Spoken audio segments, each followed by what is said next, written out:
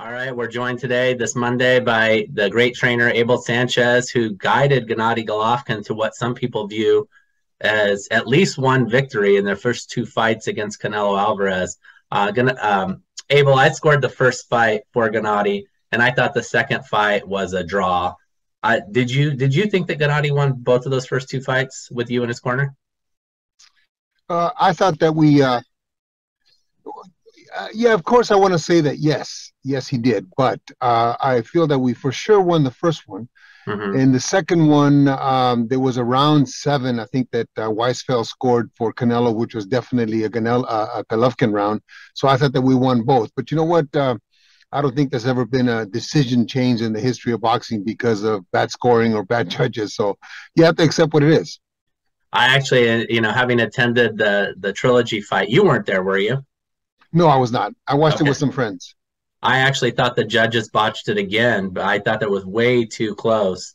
115, 113 twice, and 116, 112 in Canelo Alvarez's favor. Or listen, maybe they felt guilty. Maybe they felt guilty and had to give it the other way for a little bit. Who knows? Yeah, great point, Abel. Let me just go right to you because, look, your eyes are far more expert than mine. What did you make of Gennady Golovkin's performance on Saturday night? What's that old saying? One guy didn't want to fight and the other guy was glad of it.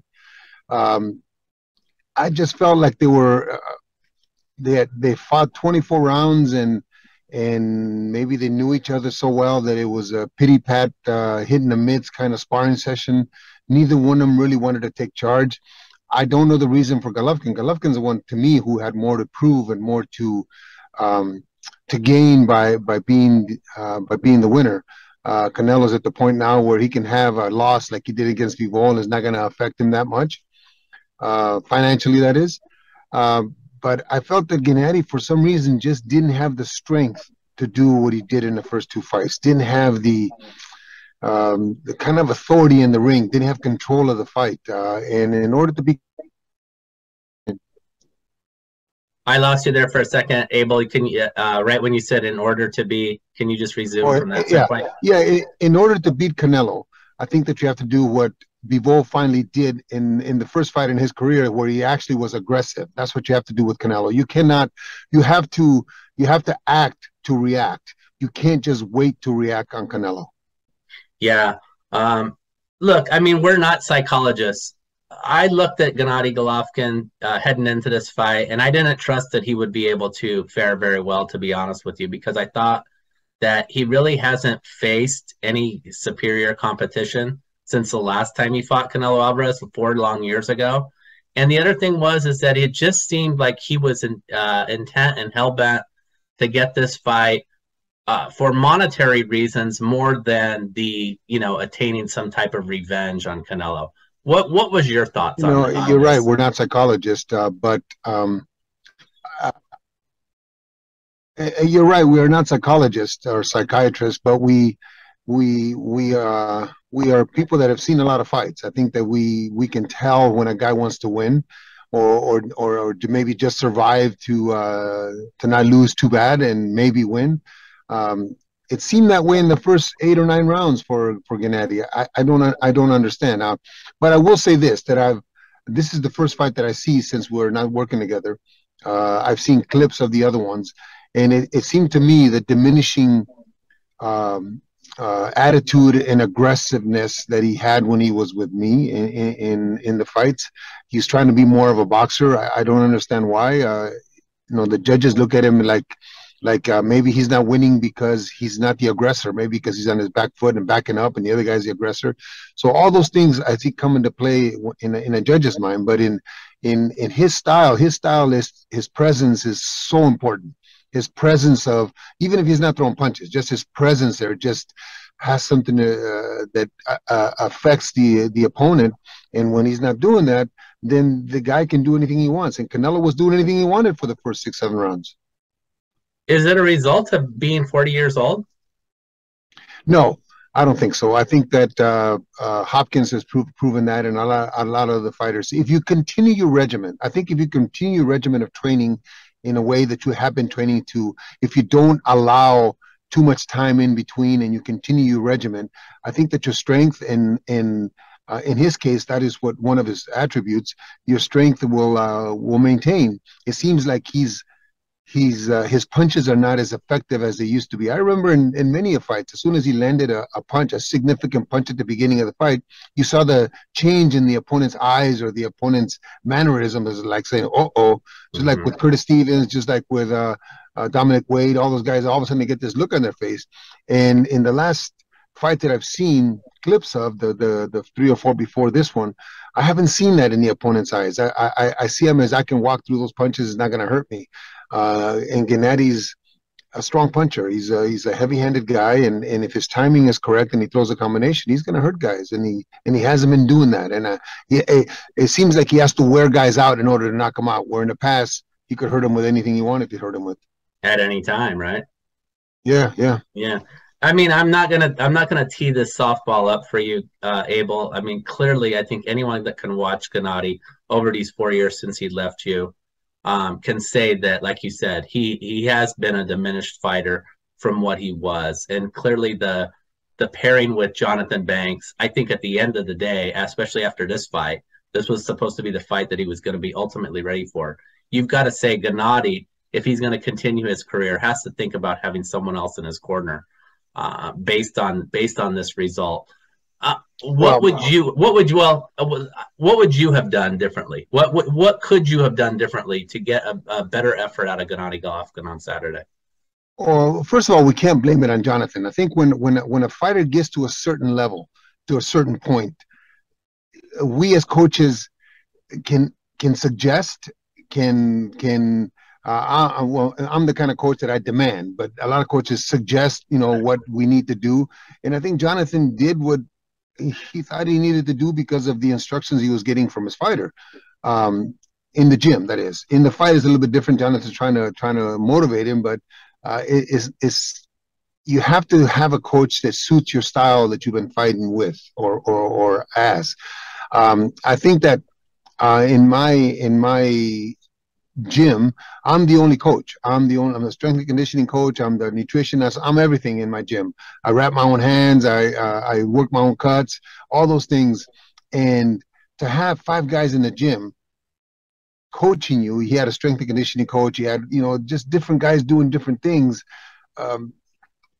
It's got to take away from what he was doing before, what he was consistently doing before.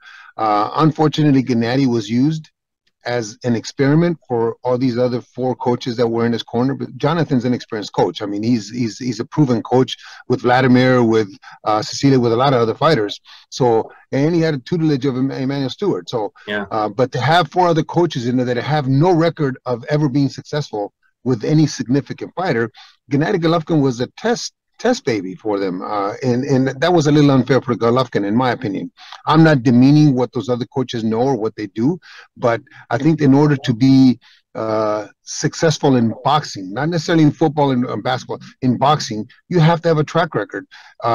If Golovkin tomorrow went to a coach that had never had any fighters, significant fighters, people would be ridiculing him and ridiculing that coach, because how can you go to that coach? He has no experience. It's the same thing with these coaches that came in to make Gennady an experiment and on what they think should be done in the gym. Now, as far as Golovkin is concerned, he's going to say that he's in the best shape he's ever been. Every fighter says that. We did things in the gym that are going to make me different. Every fighter says that. The outcome really is what tells the story. And I didn't see the Golovkin of the past in this fight. There was a nice moment with Gennady and Canelo at the end of the fight where they embraced and really kind of like, buried the hatchet over everything that's happened in their past, which was a nice thing. And I asked Gennady afterward, you've got the biggest purse of your career. You've got a wonderful family. You live on the beach. You've ended this trilogy now. Is it time to walk away from boxing? And he said, no, it's not. He still has a fire burning in his belly over this sport. He remains a middleweight champion of the world and for two major sanctioning bodies, and that there is reason to continue. Do you think he should continue based on what you saw Saturday night? Yes, I absolutely think so. Not based on what I saw Saturday night, based on the fact that he wants to continue. I think that uh, if he's getting the right kind of advice from his wife, from his loved one, from his brother, I think that if they see something and he sees something, yes, of course, I would be the last one to tell a fighter that he should retire unless it's so obvious. It wasn't obvious to me. Yes, he fought a guy that he's fought before. Yes, he didn't look as good as he's looked in the past. Now, if he goes back and changes some of those things, I think that'll be better. But he needs to assess his situation and assess his situation for his best interest. If what he was doing didn't produce in the fight, then maybe he needs to reassess it. But no, I would be the last one to tell him he needs to retire. I mean, you look at the landscape of who's around 160 for him. Obviously, the biggest names are Jermall Charlo and Jaime Munguia. Would you like Gennady in either of those fights?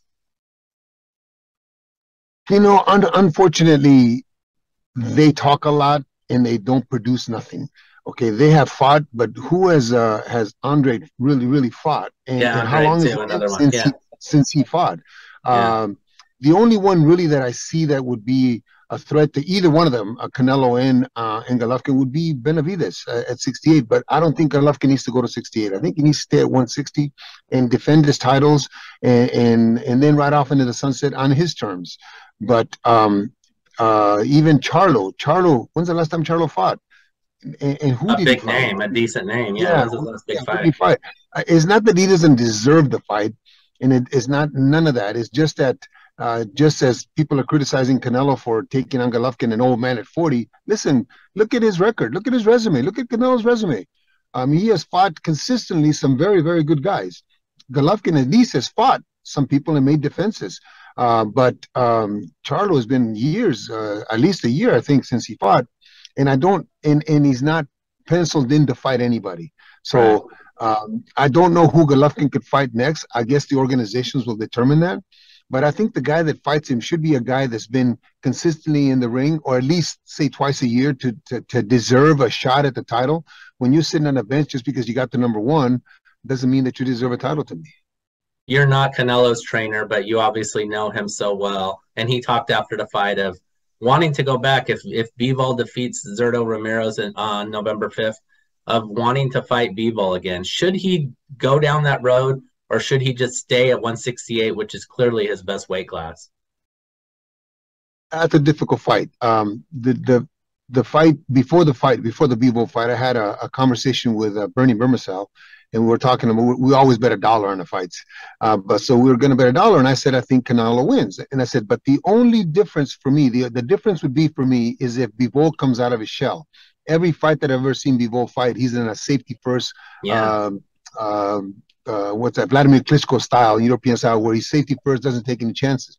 From what I understand, in the Canelo fight, he took chances. He went after for Canelo. sure. He backed him up. He did all the things that I thought Golovkin should have done on Saturday night. But the thing that people don't understand is Bivol is a Golovkin only 15 pounds heavier with the same credentials, younger, amateur credentials the same, amateur champion, all the things that Golovkin was, except maybe the punch. But Bivol is the same type of fighter from the same schooling. So he came out of his shell and he controlled. I would like to see Canelo defend at 168. I don't think that it's in his best interest to move up against 175. That just, especially against a Bivol or a Beterbiev, who I've said in the past would be a tough fight. Those guys are big, man. Those guys Yeah. are big punchers, and they're big, and they can take a shot, and they're very skilled. So I would like to see him stay at 68 and fight the young lions of 68.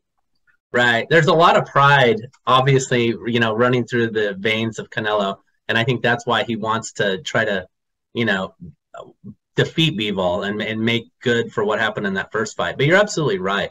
I mean, the slew of competition that he has at 168 is also very competitive. And there's nothing wrong with staying at 168 and just trying to, win those fights that he can in his best weight class.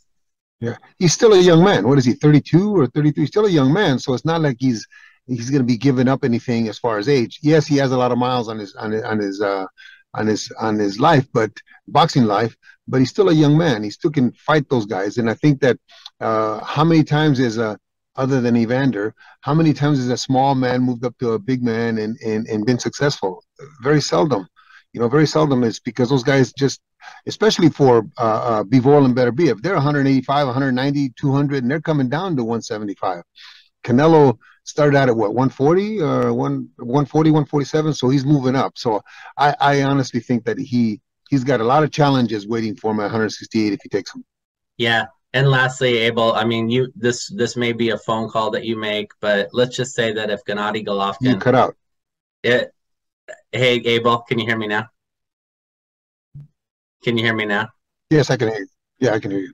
So, Abel, we don't know if Gennady Golovkin's going to be watching this or not, and this may be a phone call that gets launched by you toward Gennady at some point. But if Gennady was watching, would you ever make the case? Would you ever make a consideration or just a request to Gennady for you guys to reunite and try to see, you know, what remains for you and Gennady together to close his career? No, actually, no. And I'll tell you why no. To me, whenever you train somebody for that long, whenever you're with somebody for that long, understand that we are probably with our fighters more than we are with our children. For 9.5 years, we were together 6 days, 7 days a week, sometimes 5 hours, 6 hours a day. We probably spend more time with them than we do with our kids. He's very special to me. I mean, it's my legacy too. But I think that would be an insult on my part if I was to initiate that, because it's an insult to Jonathan. Jonathan is his coach. I think that it has to be initiated. If that ever happened, it had to be initiated by Golovkin or by somebody for Golovkin with Golovkin's approval. Meaning that once that happens, if that happens, and then Jonathan has been advised of what's going on. I think we coaches are so mistreated, all of us, in a lot of different ways that I couldn't be a party to that. I couldn't be a party to insulting Jonathan like that. Great. That happened to me. I'll tell you what, that happened to me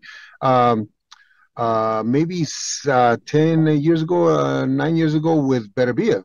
I got a call from his manager, and Beterbiev, I mean, I don't know if I should be saying this, but he was on the line, and we talked about me working with him. And the first thing that I said to his manager, which was a woman, and that I would need to have, I think it was Mark Ramsey was his coach back then. I would say I would need to have Mark Ramsey call me and tell me that they're no longer together, and that it's okay for me to speak with him about that subject. You can talk to me about the weather and about how he's doing in his career and all that, but if you're talking to me about working with him or coaching him, I need to have an okay from his coach now. That means that you're not with him no more, or he says that you're not with him no more, and I never got a call back. So you know that's what it was. So no, I would never initiate that call. Again, it's an insult to the coach. Right. Abel Sanchez, you've always been a man of the highest character.